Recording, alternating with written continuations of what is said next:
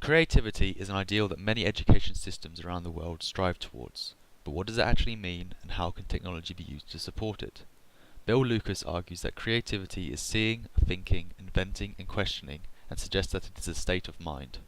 The educationalist Ken Robinson builds upon this by stating creativity is a process to have original ideas that have value. From a practical viewpoint, it is harder to teach a lesson that is creative due to the time it takes to plan and resource them.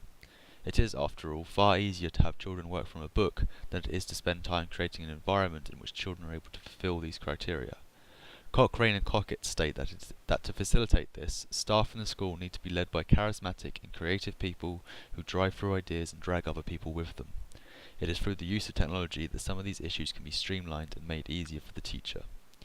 Kraft 2007 argues that children and young people are, with the tools of a digital environment, greatly empowered compared to their counterparts 50 years ago.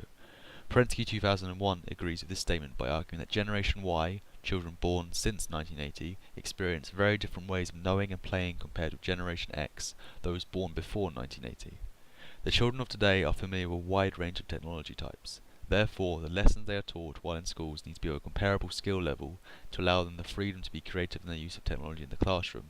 Through this, children are more likely to become creative due to the challenge these lessons have.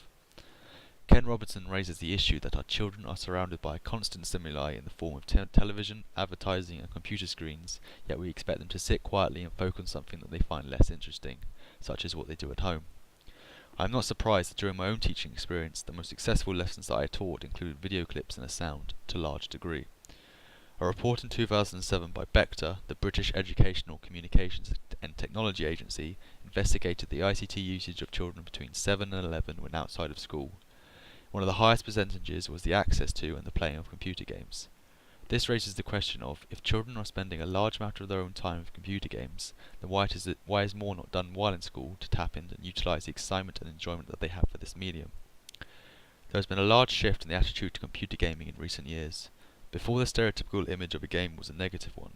However, it has now moved to the mainstream via the genre of family games and those targeted to even younger audiences, with large amounts of money spent on advertising and merchandise. These games focus less on violence and more on competition and puzzle solvings, which is a key aspect of any creative curriculum. Personally, I can see many educational benefits that a game such as Minecraft can have. The open and non-linear makeup of such games allows a child to decide for themselves what they create and the method in which they achieve it. This to me is a core principle of creativity. Children that find subjects such as mathematics and English difficult due to the amount of reading and writing involved could find it easier to be able to be creative when these subjects involve similar concepts.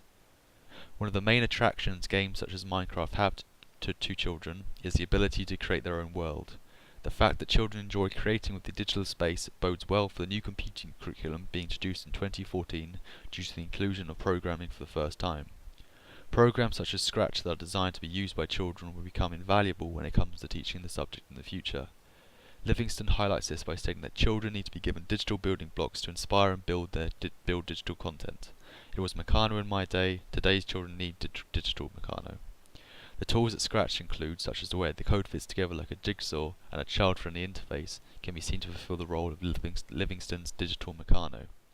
Overall, it is down to the school and the teachers to fully utilise the technology in order to maximise the creativity of the students they teach.